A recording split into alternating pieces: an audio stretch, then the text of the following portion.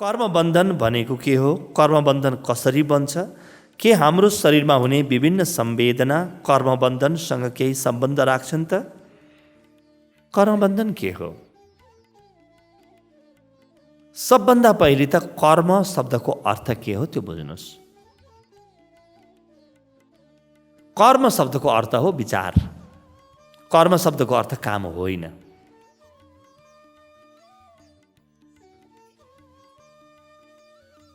कर्मयोग भनेको कामको योग होइन, कर्मयोग भनेको विचारको योग हो। किनभने जस्तो विचार मनमा आउँछ त्यस्तै काम आफै भइहाल्छ। गर्न नखोजे पनि त्यो काम आफै हुन्छ।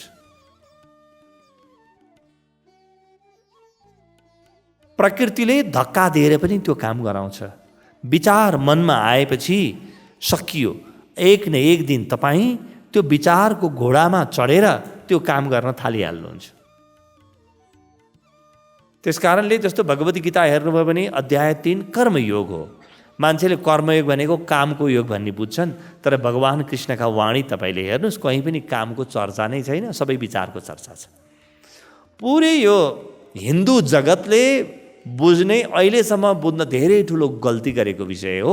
कर्म भनेको काम भन्ठाने, कर्म भनेको विचार हो।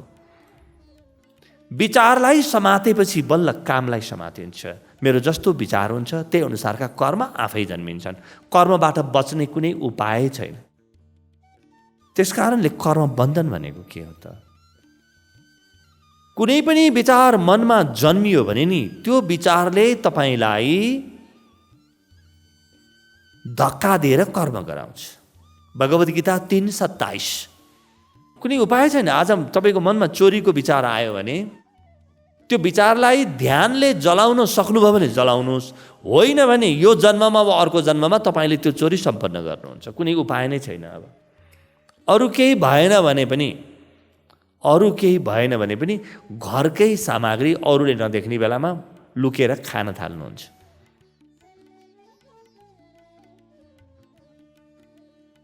विचार मनमा आएपछि त्यो कर्म स्वतः हुन्छ र त्यसले बन्धन ल्याउँछ।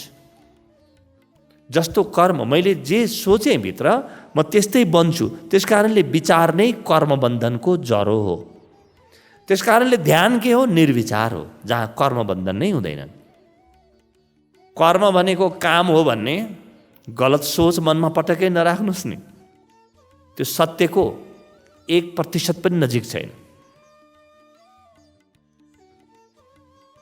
अब तपाईँ बुझ्नुहुन्छ कि मनमा जति पनि विचारहरू आजसम्म आए त्यो विचारले मलाई केही बनाउन खोजेका छन्। कुनै दिन मैले एउटा गाडी देखेँ, गाडी मन पराएँ। अब त्यो गाडी मेरो बनाउने विचार आयो।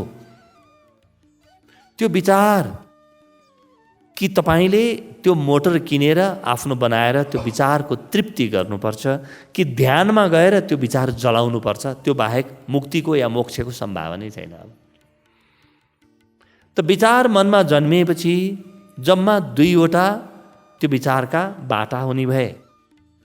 एउटा, मैले त्यो विचार अनुरूपको कर्म गरौँ, कर्म गरेपछि त्यो विचार सम्पन्न भयो, विचारको श्रृङ्खला सकियो।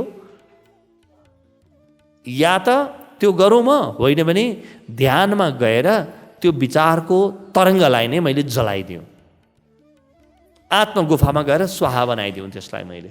दुईटै विधिहरू उपलब्ध छ। कर्मबन्धन कसरी जन्मिन्छ? विचार चल्यो कि कर्मबन्धन जन्मियो? आजसम्म कति विचार गरेँ होला? हजारौं अतृप्त विचारहरू। र आज मेरो मनमा जन्मिने अतृप्त विचार, यी सबै मेरा कर्मबन्धनहरू हुन्। सबै नै। त्यसकारणले कर्मबन्धनबाट बच्नु छ भने ध्यानमा गएर निर्विचार अवस्थामा हाम फाल्नुपर्छ। त्यो मौन, त्यो निर्विचार क्षेत्र, त्यो निर्विषय क्षेत्र, त्यो शून्यतामा हाम फाल्ने। त्यहाँ नयाँ विचार बन्दैनन्, बनेका पुराना विचारका श्रृङ्खलाहरू जल्न थाल्छन्। अघिल्ला जन्मका हजारौं जन्मका तपाईँमा कर्मबन्धन छन् भने पनि ती चुक्ता नगरिकन मोक्षको बाटो हिँड्ने कुनै उपाय छैन। चुक्ता गर्नुपर्छ। चुक्ता कसरी गर्ने? कि त्यो पुरा गर्नुहोस्, कि ध्यानमा गएर जलाउनुहोस्। अब त्यत्रा हजारौँ हजारौँ कर्म बन्धन कसरी चुक्ता गरेर सक्नुहुन्छ? त्यो कुरा कहिले पाउनुहुन्छ? फेरि नयाँ कर्मबन्धन जन्मेका जन्मै छन् आज। केही कुरा मन पर्यो कर्मबन्धन जन्मिहाल्यो नि। कोही मान्छे मन पर्यो कर्मबन्धन जन्मियो, कोही विचार मन पर्यो कर्मबन्धन जन्मियो, कुनै लुगा मन पर्यो कर्मबन्धन जन्मियो।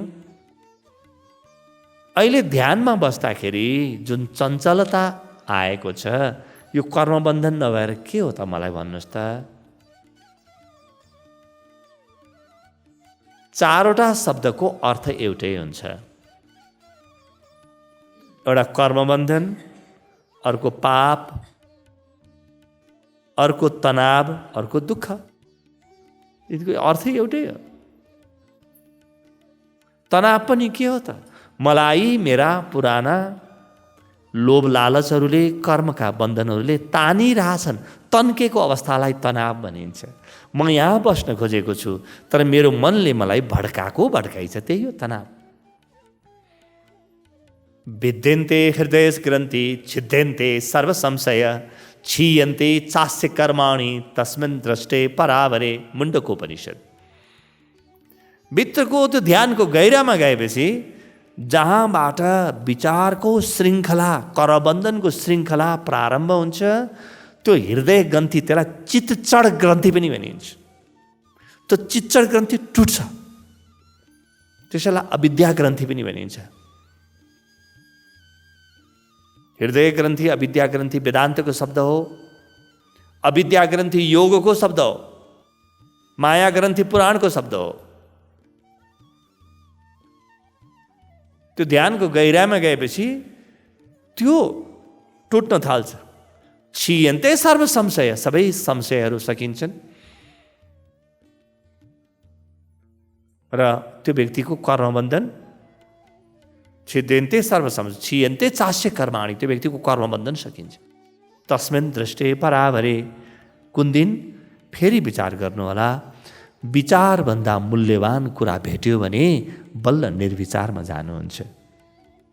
विचारभन्दा मूल्यवान कुरा भेट्नुपर्छ, किनभने मनुष्यको मनले मूल्यवान खोजिरहन्छ।